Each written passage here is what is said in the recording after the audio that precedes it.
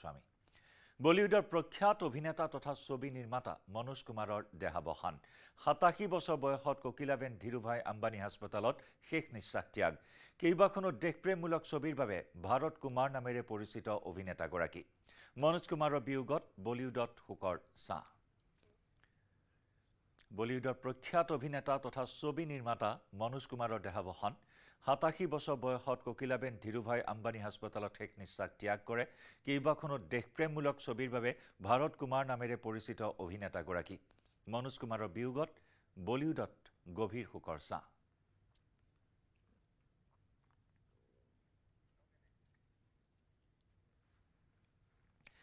পুনৰ বিতৰ্কত ইউপিপিএলৰ এজন পাৰিষদ সামাজিক মাধ্যমত ভাইৰেল প্ৰমোদ বড়ো চৰকাৰৰ পাৰিষদজনৰ অশ্লীল ভিডিঅ' হোটেলত যুৱতীৰ সৈতে হাতেলোতে আটক হ'ল ইউপিপিএলৰ দিলীপ বড়ো ৰাইজে অসংযত অৱস্থাত ধৰা পেলাই দিলীপ বড়ো পিটিচিৰ খালিংদুৱাৰ পৰিষদীয় সমষ্টিৰ পাৰিষদ ইউপিপিএল নেতাৰ অশ্লীল ভিডিঅ'ক লৈ এতিয়া তীব্ৰ প্ৰতিক্ৰিয়াৰ সৃষ্টি হৈছে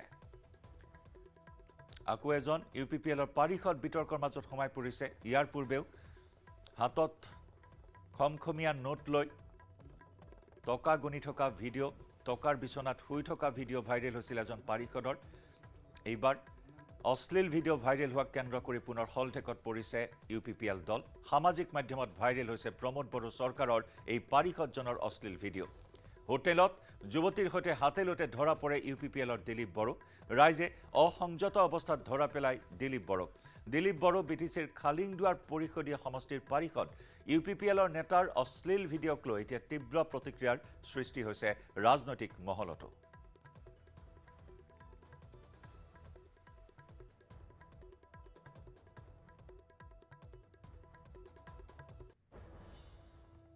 এজন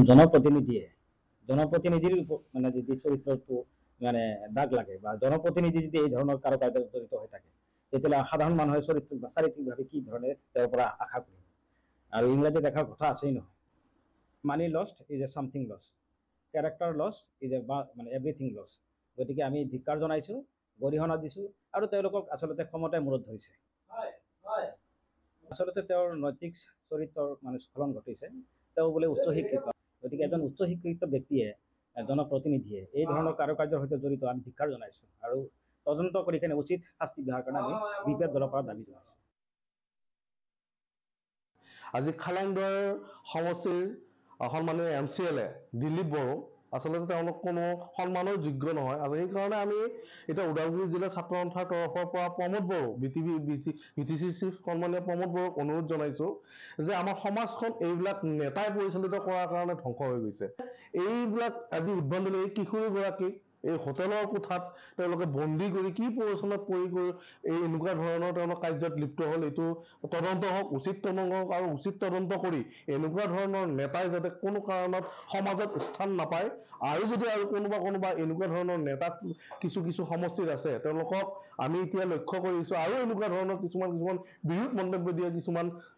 নেতা পালিতা আমি দেখিবলৈ পাইছোঁ গতিকে অতি শীঘ্ৰে ইয়াৰ জনসাধাৰণে চাই আছে আৰু অতি শীঘ্ৰে উচিত ব্যৱস্থা হ'ব লাগে নহ'লে অন্যথা কিন্তু আমাৰ ৰাইজ কিন্তু কোনো কাৰণত মনে মনে বহি নাথাকে ইফালে ভাইৰেল ভিডিঅ' সন্দৰ্ভত থানাত এজাহাৰ দাখিল কৰিছে পাৰিষদ দিলীপ বড়োৱে এই কাণ্ডক ষড়যন্ত্ৰমূলক আখ্যা পাৰিষদগৰাকীৰ ষড়যন্ত্ৰমূলকভাৱে ভিডিঅ' কৰাৰ অভিযোগ পাৰিষদজনৰ পিষ্টল লৈ যুৱকৰ দলে কোঠাত প্ৰৱেশ কৰাৰ অভিযোগ আৰক্ষী থানাত এজাহাৰ দাখিল পাৰিষদ দিলীপ বড়োৰ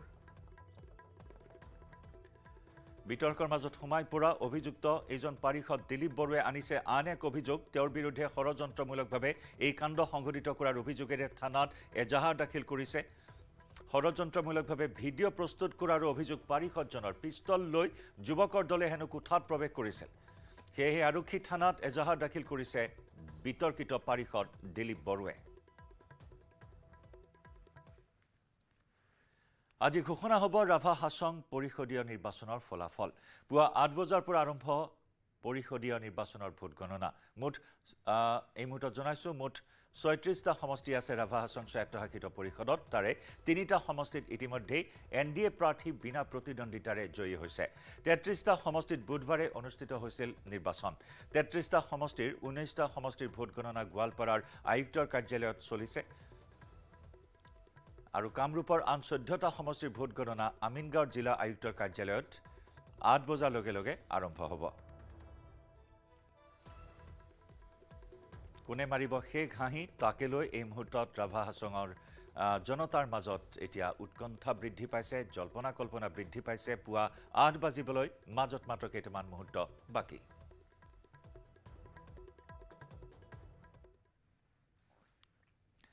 বিহু বুলি ক'লেই আহে জাপিৰ প্ৰসংগ। ৰঙালী বিহুৰ সৈতে জাপিৰ আছে এক নিবিড় সম্বন্ধ। জাপি নিৰ্মাণৰ বাবেই এটা সময়ত গাঁওখনৰ নাম ৰখা হৈছিল জাপি সজিয়া। তেজপুৰৰ বালিপুখুৰী তিনিআলিৰ 15 নম্বৰ ৰাষ্ট্ৰীয় ঘাইপথৰ দক্ষিণ দিশত অৱস্থিত এই জাপি সজিয়া গাঁৱত বিগত ৭৫ বছৰ ধৰি নিৰ্মাণ কৰি অহা হৈছে ৰহদৈ আৰু ভোগদৈ নামেৰে দুবিধ বিশেষ ধৰণৰ ৰঙীন জাপি। গাঁওখনৰ প্ৰয়াত সৰুৰাম কেওঁটে আৰম্ভ কৰিছিল এই কুটিৰ উদ্যোগটিৰ। পাছলৈ সৰুৰাম কেওঁটৰ প্ৰয়াত পুত্ৰ ফণীধৰ কেওঁটে জাপি নিৰ্মাণৰ যি ধাৰা অক্ষুণ্ণ ৰাখিছিল সেয়া বৰ্তমানলৈকে অব্যাহত ৰাখিছে দুই পুত্ৰ ক্ৰমে বুদ্ধদেৱ কেওঁট আৰু নাৰায়ণ কেওঁটে। গাঁওখনৰ অন্যান্য পৰিয়ালেও জাপি নিৰ্মাণ কৰি আহিছে যদিও বুদ্ধদেৱ আৰু নাৰায়ণ কেওঁটৰ পৰিয়ালে জাপি নিৰ্মাণৰ জৰিয়তে সুন্দৰভাৱে পোহপাল দি আহিছে দুটাকৈ পৰিয়াল। বছৰৰ প্ৰায় প্ৰতিটো দিনতেই এনেদৰে জাপি নিৰ্মাণ কৰি আহিছে যদিও জাপিৰ চাহিদা সৰ্বাধিক বৃদ্ধি পায় বহাগৰ বতৰত। বিহুৰ বতৰত প্ৰতিটো সাংস্কৃতিক কাৰ্যসূচীৰ লগতে অন্যান্য কাৰ্যসূচীটো জাপিৰ সমাদৰ সৰ্বাধিক। আমাৰ ককা দিনৰ পৰাই জাপিটো চলি আছে আৰু ককাৰ নাম শ্ৰী সৰুৰাম কেওঁট। সৰুৰাম কেওঁট আমাৰ পিতৃৰ নাম হ'ল শ্ৰী ফণীধৰ কেওঁট। তেওঁলোকে এইটো কাম কৰিয়ে জীৱন চলাইছিলে আৰু এতিয়া আমি এইটো ব্যৱসায় ল'লোঁ, জাপিটোৱেই। জাপিয়ে এতিয়া আমি চলাই আছোঁ। এই বিহুৰ সময়ত আমাৰ জাপিৰ উৎপাদন বেছি হয় আৰু দিব নোৱাৰোঁ, বহুত অৰ্ডাৰ আহে। বিহুৰ বতৰ পেঁপা, গগনা, সুতুলি নিৰ্মাণত ব্যস্ত কলিয়াবৰৰ হাতীগাঁৱৰ নন্দলাল ৰবিদাস নামৰ শিল্পীজন।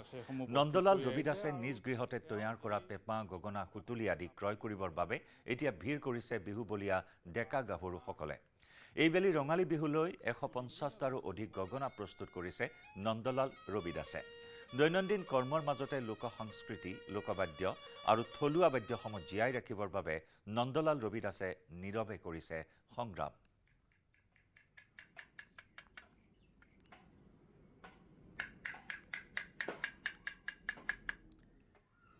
এয়া ৰঙালী বিহুৰ অভিন্ন অংগ। এই অংগসমূহ এনেদৰে প্ৰস্তুত কৰিছে, য'ত পেঁপা, গগনা, সুতুলি নিৰ্মাণত এয়া ব্যস্ত হৈ আছে কলিয়াবৰৰ হাতীগাঁৱৰ নন্দলাল ৰবিদাস নামৰ শিল্পীজন। নন্দলাল ৰবিদাসে নিজ গৃহতে তৈয়াৰ কৰিছে পেঁপা, গগনা, সুতুলি আৰু এইসমূহ ক্ৰয় কৰিবৰ বাবে বিভিন্ন প্ৰান্তৰ পৰা আহিছে বিহুবলীয়া ডেকা গাভৰু।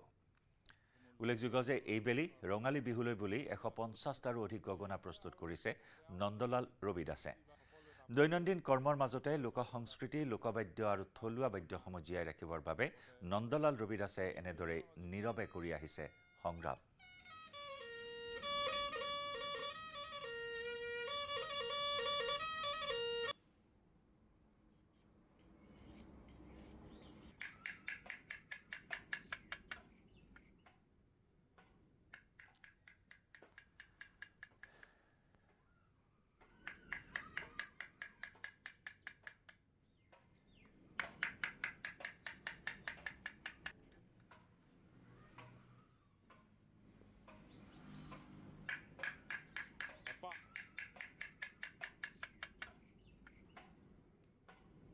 লগত জড়িত হৈ আছে।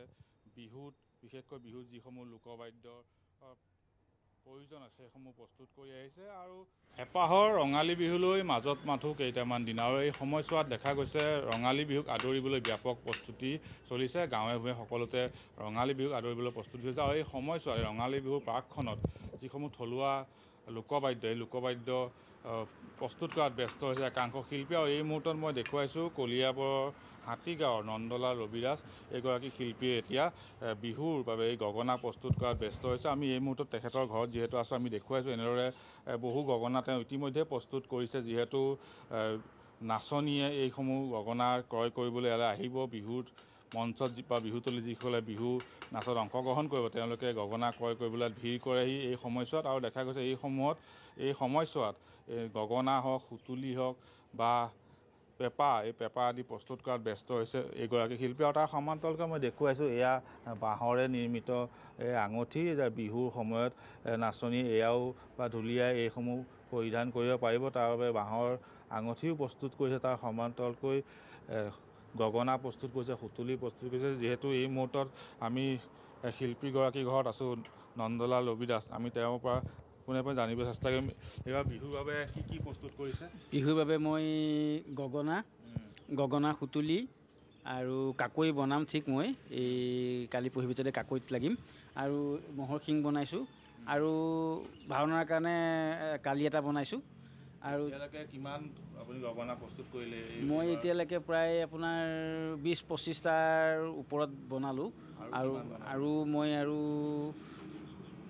100-150মান গগনা বনাম বুলি ভাবিছোঁ এই সময়ছোৱাত আপোনাৰ মই বিক্ৰী হয় আৰু গগনা লাগেই মানে এতিয়া পুৰণাখিনি মানুহ যিখিনি নিছে আৰু এতিয়া নতুন মানে জন্ম যিখিনি সেইখিনিৰ কাৰণে মানে মই অলপ পাতলা চাই অলপ হেৰি কৰি সৰু ল'ৰা ছোৱালীয়ে ল'ব পৰাকৈ মই তেনেকৈ গগনা বনাইছোঁ অলপ এই যি কৰ্ম আপুনি শিল্পৰ লগত কেতিয়াৰ পৰা জড়িত হৈ আছে মই এইটো জড়িত আপোনাৰ বহুত বছৰৰ পৰাই জড়িত মই 7-8 বছৰ বয়সৰ পৰাই মই মানে এইবিলাকত জড়িত আৰু এয়া কাম কৰি থকা মোৰ প্ৰায় আপোনাৰ